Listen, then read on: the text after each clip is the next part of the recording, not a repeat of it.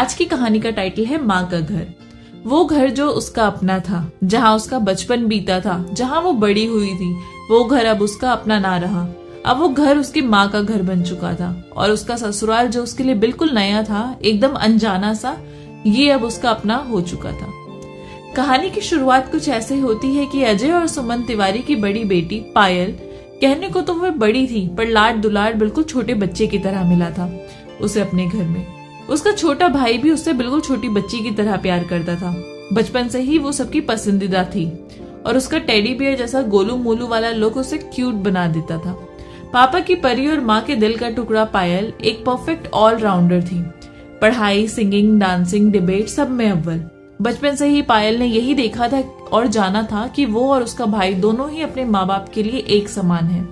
हाँ, अपने मोहल्ले में उसने इस तरह की बातें जरूर सुनी थी और देखी थी जहाँ लड़के और लड़कियों में भेदभाव किया जाता था, पर ये उसने अपने घर में कभी महसूस नहीं किया और ना ही देखा।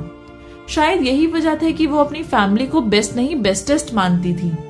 सूर्यनगर जैसे छोटे शहर में रहकर भी उसे कभी महसूस नहीं हुआ कि उसे कोई सुविधा नहीं मिल पा रही है या उस पर कोई पाबंदियां लगाई जा रही है।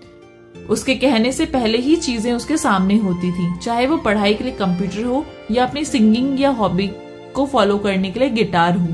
उसके पापा अपनी लाडली को किसी चीज की कोई कमी नहीं होने देते थे। एक दिन पायल बेसब्री से अपने 12वीं के रिजल्ट का इंतजार कर रही थी। अपनी 12वीं की परीक्षा में उत्तीर्ण होकर पायल ने फिर से वो इतिहास रचा जो टॉपर पायल ने 10वीं में रचा था। घर में होली दिवाली जैसा माहौल था। रिश्तेदारों की बधाइयों की लाइन लगी हुई थी। मिठाइयों से घर भर गया था और आज एक बार फिर अपनी बेटी की वजह से अजय जी का सीना गर्व से फूला नहीं समा रहा था।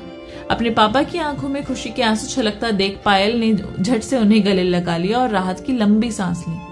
आखिर यही तो उसके जीवन का इकलौता मकसद था जो शायद हर बेटी का होता है, अपने पापा को प्राउड फील करवाना।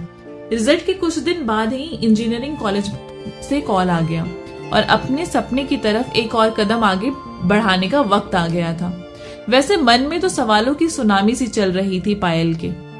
घर से इतनी दूर रह पाऊंगी या नहीं, मम्मी के बिना मुझे नींद कैसे आएगी, आज तक तो मैं माँ पर निर्भर थी।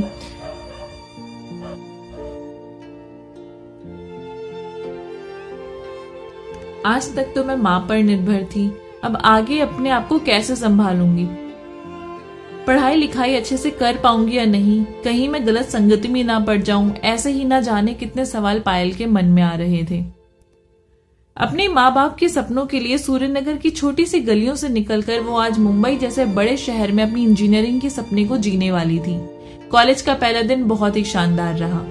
पायल अपनी 2 रूममेट्स के साथ घुल मिल गई थी। उसे लगा ही नहीं था कि घर के बाहर भी कोई फैमिली हो सकती है, पर हॉस्टल में आकर उसे पता चला कि सिर्फ खून के रिश्ते ही अपने नहीं कहलाते, दिल का रिश्ता भी अपना होता है। पायल अपनी दोनों रूममेट नव्या और टीना के साथ बहुत एंजॉय कर रही थी। साथ खाना, कॉलेज जाना, पढ़ाई में एक दूसरे की मदद करना, ऐसा लग ही नहीं रहा था कि पायल वही लड़की है जो कभी अपने घर वालों से दूर नहीं गई थी। खैर, ये बात जानकर पायल के घर वालों को बहुत खुशी हुई कि वो हॉस्टल में अच्छे से एडजस्ट हो गई है और उसे घर वालों के बिना वहां अकेला महसूस नहीं होता। और जैसा कि अब तक होता आ रहा है, कॉलेज में भी पायल ने पढ़ाई के मामले में वही परंपरा कायम रखी और हर एग्जाम में वो टॉप करती रही। बेटी का रिजल्ट देखकर पायल के माँ बाप को अपनी बेटी पर बहुत गर्व महसूस होता। पायल अपने आप को कॉलेज में बहुत रिजर्व रखती थी, ना किसी से ज्यादा बातचीत, ना ही ज्यादा दोस्ती। कॉलेज से हॉस्टल और रूममेट्स के साथ थोड़ा हंसी मजाक। अपने कॉलेज में पायल की छवि एक पढ़ाकू और कम बोलने वाली लड़की की थी। लोग अक्सर उसके पास तभी जाया करते थे जब किसी को कोई नोट्स चाहिए होते थे। पायल अपनी इस छोटी सी दुनिया और 2 दोस्तों नव्या और टीना के बीच बहुत खुश थी और देखते ही देखते प्लेसमेंट का दिन भी आ गया। वो दिन जिसके लिए सभी स्टूडेंट्स हर सेमेस्टर में जी जान से पढ़ाई करते थे ताकि एक अच्छी सी कंपनी में उनकी नौकरी मिल जाए। और प्लेसमेंट्स के रिजल्ट फिर से ऐतिहासिक थे।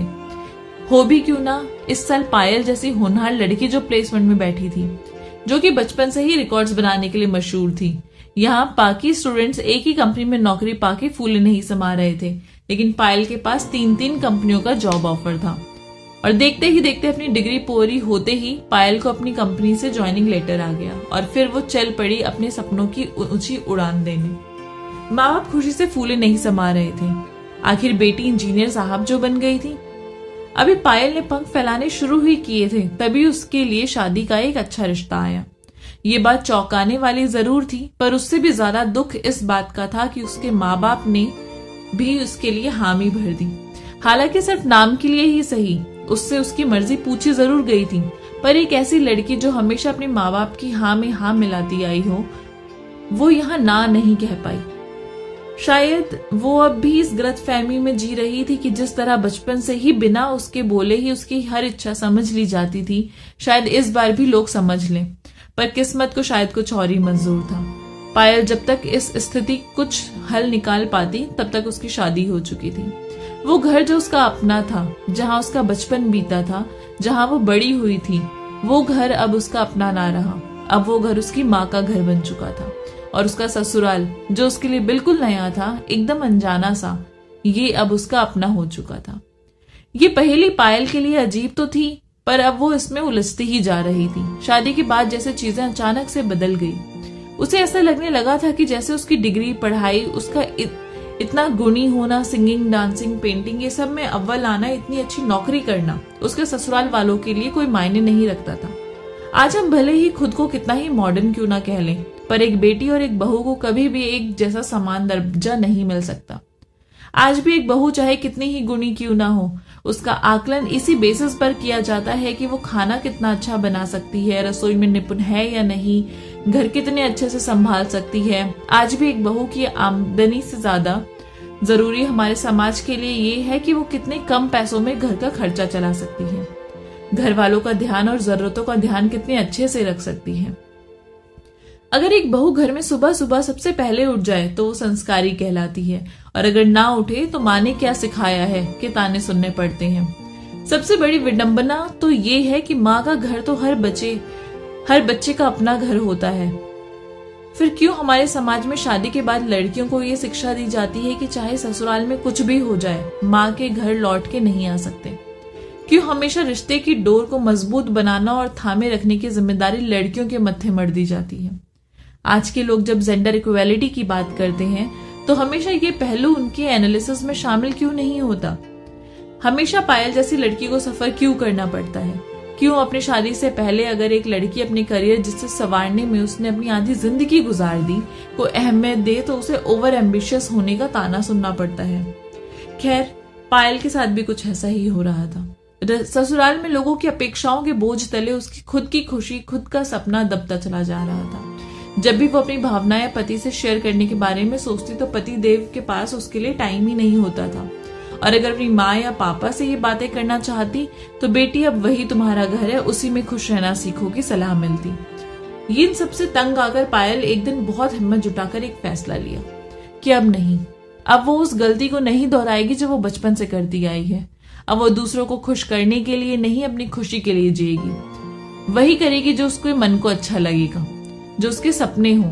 जिंदगी भगवान ने एक ही दी है, और बहुत किस्मत से इंसान के रूप में हम धरती पे आए हैं। जब भगवान ने ही कोई बंधन में नहीं रखा हम इंसानों को, तो फिर क्यों हम खुद को बांधकर ये जीवन जीते हैं? पायल ने अपना सामान पैक किया, चल पड़ी अपने सपनों को साकार करने। हर बंधन को तोड़कर अब वो वह करेगी जो उसका घर हो, खुद का घर, ना ससुराल और ना ही माँ का घर, जिससे हर लड़की ना जाने कितनी यादें जुड़ी होती हैं, पर वो कभी उसका अपना नहीं कहलाता, कभी उसका अपना नहीं हो पाता। कभी कभी बस यही सोचती हूँ कि काश हम इतने मॉडर्न हो सके कि एक बेटी को कभी ये फील ना हो और ना ही कभी ये सुनना पड़े कि वो घर जहाँ उसने जन्म लिया, पली बड़ी हुई, जीना सीखा, जीने का ढंग सीखा, वो सिर्फ माँ का घर है। वो माँ अपने बच्चे की एक आंख में आंसू देखते ही उसे अपने सीने से लगा लेती है, जिसे माँ को गले लगाने से ही बच्चों के सारे दुख दूर हो जाते हैं। वो माँ और उस माँ का घर कभी किसी बच्चे, खास तौर पर लड़की जिसे माँ की परछाई माना जाता है, उसके लिए कभी पराया हो सकता है क्या? आई होप आपको ये कहानी पसंद आई होगी। अगर कहानी अच्छी लगी है तो चैनल को प्लीज सब्सक्राइब कर दीजिए, लाइक कर दीजिए और अपने प्यारे प्यारे से कमेंट नीचे ड्रॉप कर दीजिए। मिलूंगी आपसे नई कहानी के साथ, तब तक के लिए बाय बाय।